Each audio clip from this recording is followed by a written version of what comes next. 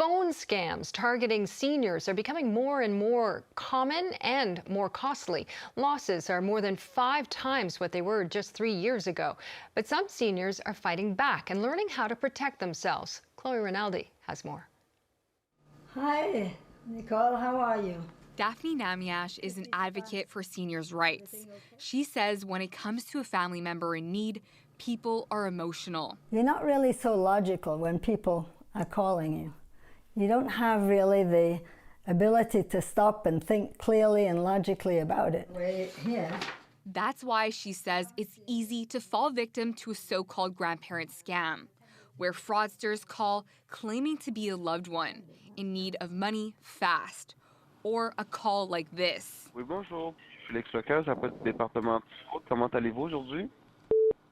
Montreal police play a recording of an actual scam call.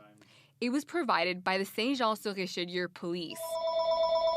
The scammer claims to be a fraud investigator for a bank. He tells his prey their credit card has been compromised and he needs a number to cancel it. Then their bank account is emptied. Officer Clive Olivier says calls like this, or the so-called grandparent scam, are becoming more common. We saw an increase in 2022, more than double of the cases that we used to have in 2021. 2023, we're getting there as well. He says the fraudsters are getting more sophisticated and the losses are big. According to the Canadian Anti-Fraud Centre for Quebec, in 2020, 667 reports were made, totaling $1,082,000. In 2023, so far, 623 reports were made, adding up to $1,172,000. If it's recent, we'll try to get the information. We'll ask them if they're still in contact with the fraudsters. We'll warn them if the fraudsters call them back to call us immediately. The victims are often vulnerable, on a pension or living off their life savings. Many too afraid to step forward. You do feel ashamed. You feel embarrassed. You feel terrible that this could possibly happen to you and that you're not smart enough to be able to say no or to prevent it. At the Cummings Center in Snowdon, they're working to break that stigma.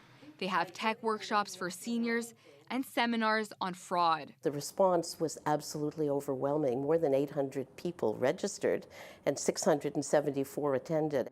She says she wants people to know that they aren't alone and scams could happen to anyone. We want people to both understand what kind of scams are out there, what are the signals you should be looking for, what are the things you say, oh, if you hear that, step back, hang up or ask a question.